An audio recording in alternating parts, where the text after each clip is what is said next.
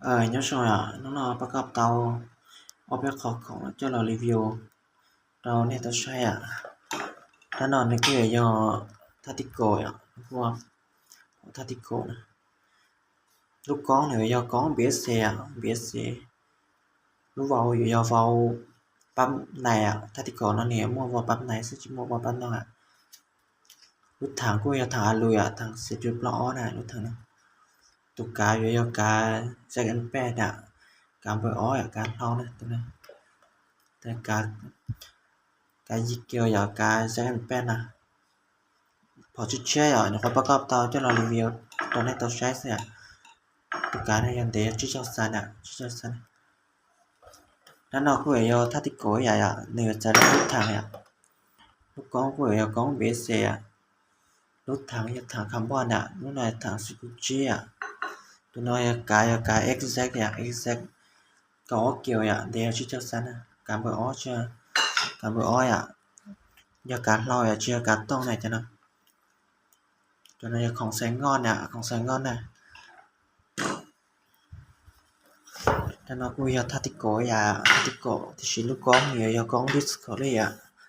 ขนาดแต่ลูกกองเนี่ยอยากเป๊ะรับประกอบของเราก็จะอ้อยจะกองดิสเขาเลยเนี่ยเปิดเตาไฟที่เลียจินจ้วนลูกถังเปิดถังอาลูถังสุจุปล้อตัวนั้นกายอากาศที่แค่ฮ่องกงเดี๋ยวชื่อเจ้าซันการบ่อการเนี่ยก็เกี่ยว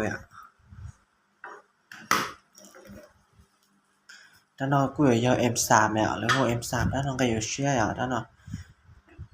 ตัวนอกกายเดี๋ยวเราเจ้าเซนอยากก็เกี่ยวลูกกองนี่กูอยากกอง BSC USA ทางคำว่าทางซิตูจิจังนั้นพอชิเชื่ออย่างเขาประกอบตอนไหนเนี่ยเดี๋ยวลึกๆตอนนี้เดี๋ยวพอจวนเฮาน้องต่อยนี่มันก็เป็นทางตอนนี้แท้จะนอนนี่ตาประกอบจะนอนจะสุด MC ได้แค่2 MC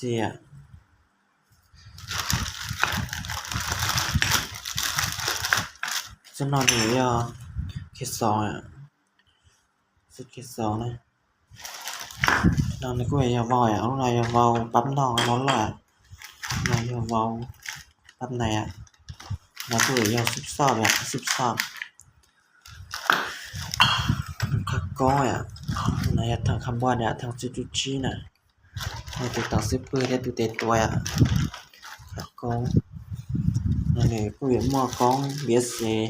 ที่กอง Discovery ทางอันโหลดที่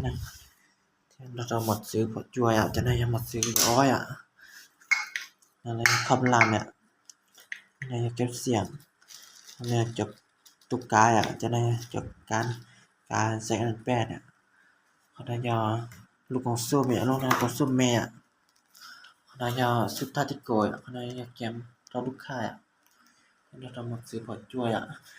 ย่าเตลึกติดตาตัวนี้เดียวพอจ่วยอยู่เนาะน้องเต้านี่มาเก็บไปทางตรงนี้เท่านั้นแล้วเราขอตีรอ2เต้า